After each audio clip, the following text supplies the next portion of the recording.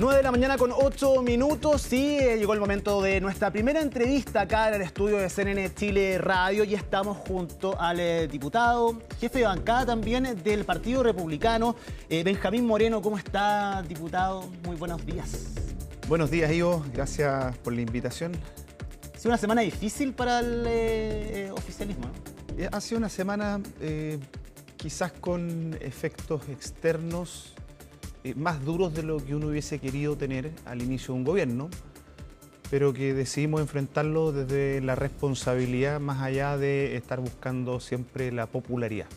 Usted dice externo, pero también interno. Usted reconoce que han existido problemas internos esta semana, más allá, evidentemente, de tener que enfrentar una contingencia como esta. La principal contingencia que hemos tenido que enfrentar es el tema de la guerra de Irán, lo que produce esto en el alza de los combustibles, que digo que externo porque, o sea, tú tienes datos para justificar que es externo. Cuando tú ves que en Colombia el presidente Petro, de otro signo político, dice que va a eliminar los subsidios en esta materia. Cuando tú ves que tienen los mismos problemas en Latinoamérica y que en Estados Unidos el alza en las gasolinas, en la que usan todas las personas, también ha tenido un alza un 40-50%. O sea, es un tema externo porque tienes bloqueado el estrecho Hormuz, donde circula 1 de cada 5 barriles que se comercializan en el petróleo mundial. O sea, cuando tiene un shock externo de un 20% en esa materia, naturalmente que es un problema muy grande y que incluso la Agencia Energética Internacional lo calificó como una de las peores crisis de los últimos 40, 50 años. Solamente la comparan con la crisis del petróleo de los 70. Sí. Nadie, efectivamente, diputado, nadie podría decir que esta alza del precio de los combustibles es culpa del gobierno. El gobierno no tiene ninguna responsabilidad en que suba el precio de los combustibles. Ni este gobierno ni el anterior. Por eso, pero las consecuencias derivadas de esta alza sí son responsabilidad efectivamente del gobierno. ¿Usted cree que son suficientes las medidas que se han tomado? Ahí yo creo que hay un problema lógico en la argumentación. Si este gobierno ni el gobierno anterior son responsables del alza, esas alzas producen consecuencias. Entonces, si tú no eres responsable del alza, tú no puedes ser responsable de las consecuencias del alza. Entonces, ahí hay un problema de argumentación lógico. Pero usted no, hay otra cosa, el Estado no se tiene que hacer cargo de las consecuencias hay otra derivadas cosa de esta alza. donde tú puedes ver cómo se maneja esto y qué es lo más responsable de hacer. Que esas sí son, que ahí sí es responsabilidad de cada gobierno de turno cómo maneja esto. Correcto. Entonces, por eso hay que tener ojo en eso porque... Pero son consecuencias del alza. Las consecuencias del alza, por ejemplo, puede ser un aumento en la inflación. Y el aumento en la inflación se te puede dar ya sea que tú lo hagas de manera escalonada durante 35, 48, 52 semanas o que tú lo hagas de un viaje, por así decirlo. ¿Pero quién se hace cargo de eso? ¿El gobierno en este sentido? No, al gobierno le van a atribuir la responsabilidad. Pero en cuanto a honestidad intelectual, si tú quieres entrar en el debate, decir... ni el gobierno anterior ni este gobierno son responsables del alza, por lo tanto, si no eres responsable del alza en sí mismo, por consiguiente no puedes ser responsable de lo que produce. Distinto es que te digan la forma en que tú manejaste esto. Pero que entonces el gobierno no haría nada, no presentarían una serie de medidas a lo que voy yo, para ir en ayuda a la ciudadanía que se va a ver afectada como consecuencia del alza de los combustibles. ¿Cómo manejas tú un efecto externo? Es lo que es responsabilidad del gobierno. Pero, por ejemplo, la inflación con un shock energético como el que estamos viviendo ahora, iba a subir igual. Y eso no es responsabilidad del gobierno. Es un tema que te llegó de afuera. Es como que, supón que en el comercio logístico internacional, en las navieras, tuvieras un problema, ¿ya? Y de repente toda la cadena de suministro se te tranca, porque al final del día tú... En inflación lo que puedes hacer es que, como nos pasó en el caso de los retiros, donde le inyectaste una cantidad de recursos a la economía que sobrecalentaste esto, por lo tanto, desde el punto de vista de la demanda lo disparaste, o desde el punto de vista de la oferta, cuando se te trancan las cadenas de suministro, que fue también lo que pasó en la pandemia, tú también empiezas a presionar la inflación por ese lado. Entonces, si a ti se te trancara la cadena de suministros naviera internacional, tú ahí sí tendrías un problema también de inflación que no es responsabilidad tuyo. Te lo van a cargar igual, pero no es responsabilidad tuya. La manera en cómo tú vas paliando, tomando medidas, esa sí es responsabilidad tuya. Es una línea súper delgada, pero había que hacer la precisión. Sí, no, Yo es entiendo el delgada, punto. pero el gobierno se hace cargo efectivamente de las consecuencias derivadas de esta alza. Eso es lo que voy, eso es lo que le Sí, planteaba. o sea, está Ahora, avanzando en eso, bueno, ha sido una semana complicada no solamente por la alza en particular, por las decisiones que ha tenido que tomar el Ejecutivo, sino por la forma en la que se ha comunicado también esto. ¿Cómo explica usted que se haya instalado esta idea de un Estado en quiebra? ¿Y cómo se instaló? No sé, yo creo que el tema ya está bastante resuelto, lo dijeron, algunos señalan que es quiebra cuando está en la cesación de pago. Yo creo que fue más un tema comunicacional que algo propiamente académico, por así decirlo, ¿me entiendes? Porque se instaló en el debate que los estados no quiebran, que esto, que lo otro, pero al final del día lo que se quiere comunicar en esto es, son ciertas realidades que son datos objetivos. O sea, cuando tú tenías hace 4, 3 años un estado que en el Fondo de Estabilización Económica y Social tenía 8.000 millones de dólares, ahora tiene 3.000, cuando la deuda la tienes mucho más alta, y mucho más alta no es un número al voleo, son 40.000 millones de dólares más que hace 4 años, o sea, casi medio presupuesto de deuda extra. Cuando tú tienes una serie de cosas más como la presión de gasto que tú vas a tener por la reconstrucción del Biobío, por la reconstrucción de Valparaíso, Sí. cuando tú tienes que resolver las listas de espera oncológicas, cuando tú tienes que hacer una serie de cosas, entonces tu situación fiscal es muchísimo más deteriorada. Y eso es al final lo que yo creo que se busca transmitir con esto, porque es una situación que es delicada. Generalmente se cae, y aquí con esto cierro yo, ¿Sí? generalmente se cae en esta trampa de decir, mira, la deuda sobre PIB de los países de la OECD, y te hablan de los países de la OECD Sí. como si la OECD fuera un puro país. Tú en la OECD tienes un listado de países donde tú tienes países que pueden tener indicadores fantásticos, como Irlanda, o pueden estar en crisis muy grandes o problemas muy grandes, más grandes que Chile, como por ejemplo México. Nadie va a decir que México es un país al que nosotros quisiéramos estar aspirando, porque si no estaría viendo secuestros de son periodistas, varias de distintas, políticos, son- de lo que fuera. O sea, sería un desastre. Entonces, y además que tú tienes que ir haciendo el doble clic. Tú dices, ya, ese promedio de países con el cual nos gusta compararnos,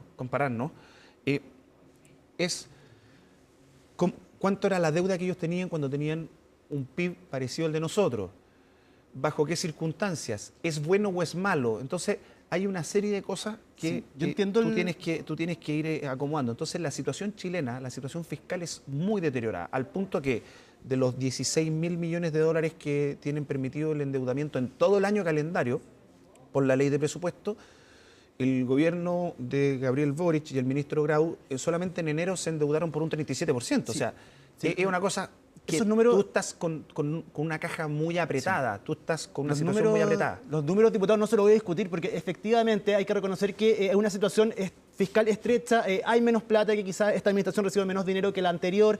Esos son hechos concretos, pero banalizar conceptos como que estamos en quiebra es completamente distinto. De hecho, la crítica que se ha hecho es que pareciera ser que el gobierno sigue en campaña y no se ha establecido formalmente el lugar donde están. Ocupar esos términos a nivel internacional, la imagen de nuestro país también se podría ver perjudicada. Más allá de que le tratan de bajar el perfil, efectivamente esto fue un error. ¿Usted lo reconoce como un error, algo que no debería haber pasado? No, yo creo que son dos planos comunicacionales distintos. Uno donde se transmiten en simple conceptos un poco más complejos a la ciudadanía. Pero quiebra. Y otro donde tú tienes que ir planteando desde el punto de vista, como lo señalaba el ministro de Hacienda, que él decía, yo no hubiera usado esta palabra y está perfecto. Entonces, ¿por qué? Porque él tiene también el deber y el rigor académico en estas materias, que efectivamente quizás él hubiese usado otra palabra desde el punto de vista de comunicaciones, de tratar de transmitir de una manera sencilla a la ciudadanía.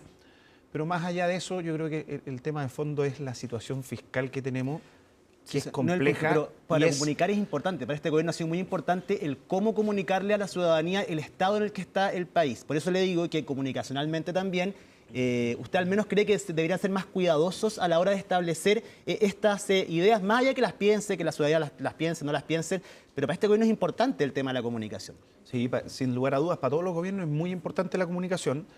Y uno también se va acomodando, si también uno va generando, no sé si, o sea, aprendizajes todos aprendemos todos los días, y vamos mejorando y vamos acomodando. Estamos recién instalando también, nos ha tocado una situación bien agitada, Y creo que todo este tipo de cosas van a ir mejorando hacia el futuro. Y las críticas a las figuras de la ministra vocera Mara Cedini y bueno, Jorge Quirós también por la exposición que ha tenido durante estos días, ¿cree que han sido injustas? Incluso una senadora Chiccardini, que generó un propio problema al interior del Partido Socialista, pedía la renuncia, le pidió la renuncia al ministro. Yo creo que lo de la senadora Chiccardini se lo respondieron los mismos senadores del Partido Socialista. O sea, una cosa que no tiene ni pies ni cabeza. Pedirle la renuncia a un ministro. Bueno, lo vimos en el gobierno de Piñera II, pero que le pedían la renuncia a un ministro de Educación por querer abrir colegios, a un ministro de Salud por querer vacunar gente o por una pandemia. O sea, son actitudes, yo diría, un tanto irracionales. En eso, la política no está exento de eso y tampoco uno está exento de caer a veces en esas situaciones. Aquí no quiero pararme desde el punto de vista de la superioridad moral, ni mucho menos. Pero creo que son cosas que no contribuyen. Y respecto a la vocera, yo creo que es una gran vocera. Se la está tratando de juzgar con una vara con la cual no han juzgado a otros voceros. ¿Con qué vara, qué vara es esa?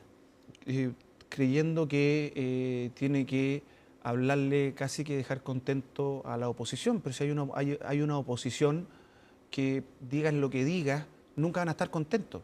Entonces la van a criticar, haga lo que haga. Yo creo que ha comunicado muy bien.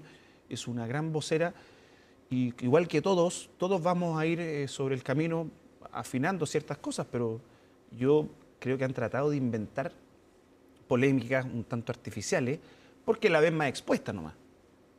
Porque claramente, ¿con ella cree usted?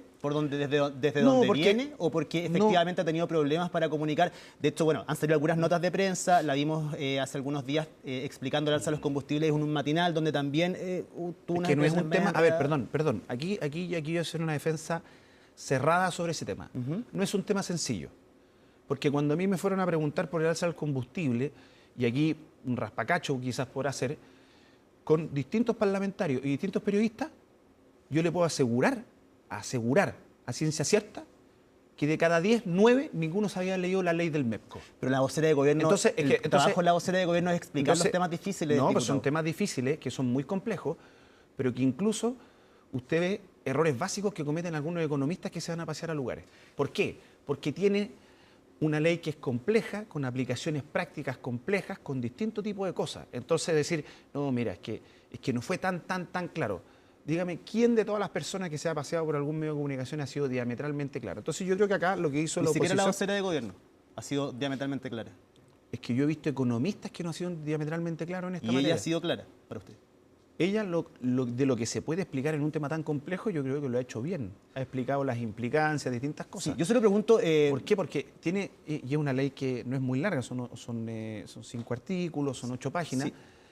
Pero es sumamente compleja por las implicancias, distintas cosas. Yo entiendo su punto, pero evidentemente ella es la vocera de gobierno, es la voz del gobierno para dar a conocer, ya sea cuando hay crisis, cuando hay cosas buenas también, las medidas, y finalmente ella es la que hace la bajada finalmente para que la ciudadanía se entere de esto. Entonces, por eso le pregunto si es que usted cree que ha estado bien ella explicando un tema que es complejo, pero para eso está la vocera, lo mismo que sea ella, particularmente no lo estoy fijando en Mara Cedini, puede ser cualquier vocero o vocera de gobierno. Sí, bueno, por lo menos yo quiero destacar algo, que a diferencia de Camila Vallejo no se esconden los temas difíciles y no deja al resto que salga para adelante y no se guarda solamente para los temas buenos. Entonces eso ya habla muy bien de ella porque va a dar la cara, que es lo que uno esperaría de una vocería de gobierno.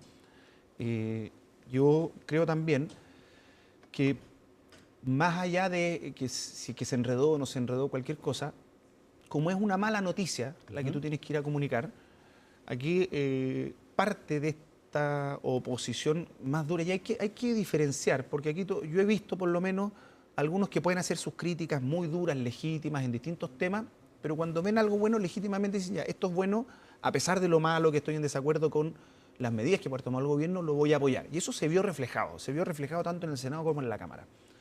Pero hay un sector que viendo que ella tenía que ir a comunicar malas noticias, yo creo que simplemente dijo, mira, aquí tenemos que tratar de generar un daño al gobierno y se ponen en fila a decir, no, que esto, que el error, que la vocera aquí y allá. Y yo creo que también responde un poco a una estrategia política de una oposición un tanto más intransigente. Y yo creo que por ahí van los tiros en esa materia. Yo tiendo a creer eso. Sí, bueno, y el problema es que las críticas no solamente han llegado desde la oposición. Hemos visto que desde el oficialismo también han criticado a la figura de la vocera.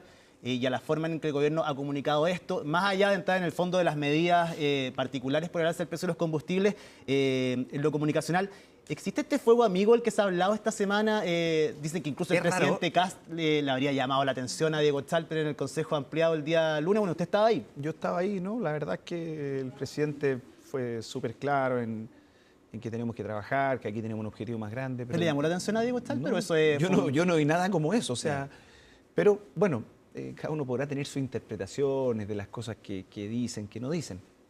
Pero a ver, yo por lo menos a mí me causa curiosidad cuando leo distintos medios y dicen, no, el fuego amigo, el problema acá, y resulta que voy a la Cámara y tenemos una relación espectacular.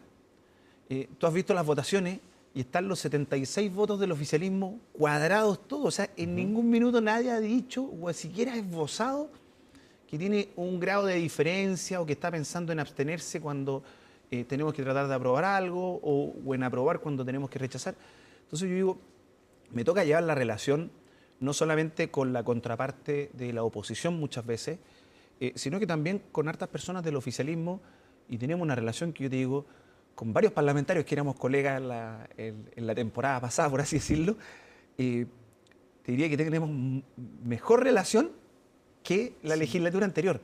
Entonces, de repente hay frases que las dicen de buena fe, con un interés genuino, quizás por tratar de contribuir, y se sacan de contexto. Esto es un poco parecido cuando tú escribes por WhatsApp y no le puedes dar mucha emotividad y está como escrito, entonces dices, oye, ¿se enojó, no se enojó?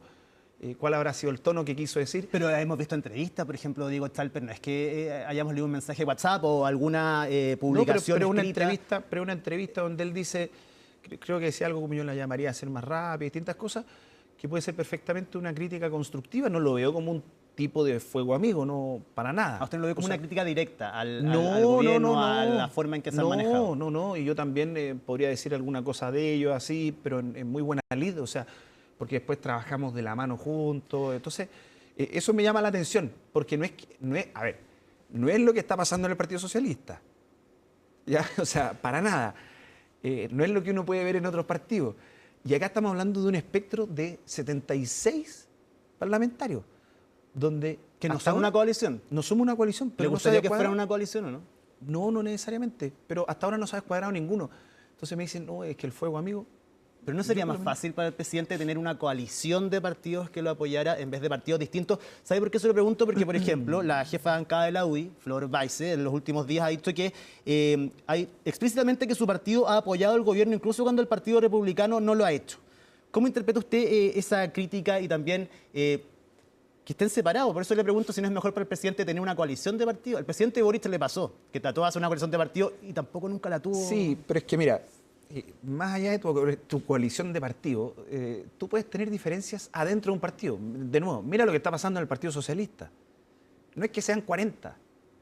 Tienen diferencias. ¿Cuántos senadores son? ¿7? ¿Por ahí?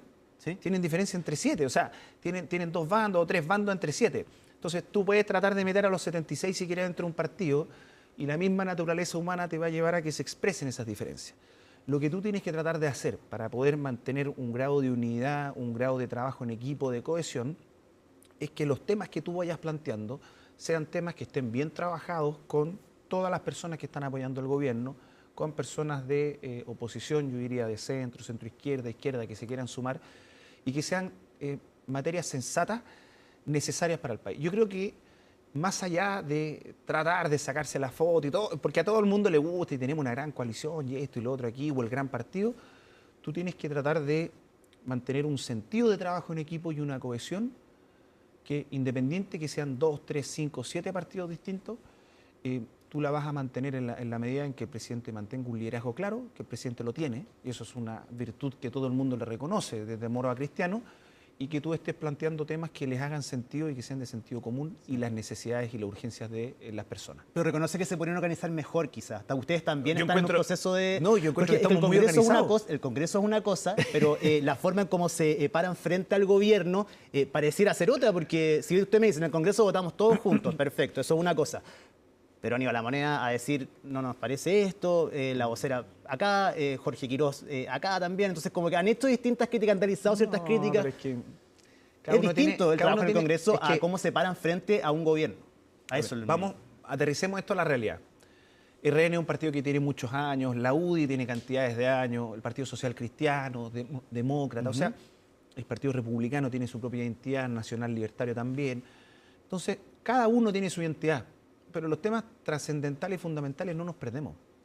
Entonces, que digan o no digan algunas cosas, perfecto, si cada uno tiene su identidad y interpreta las cosas a su manera, y quizás alguno le aprieta el zapato más en un lado que en otro, pero lo que yo he visto y lo que yo he vivido es que en las cosas fundamentales estamos muy alineados. O sea, a mí me llama la atención, y de verdad lo digo, me llama la atención la manera ordenada en que hemos trabajado, porque algunos creen que partimos trabajando como sector el 11 de marzo desde el Parlamento, sí. Y la verdad es que varios de los que estuvimos en las negociaciones previas y todo el cuento, venimos trabajando casi de memoria desde principios de enero.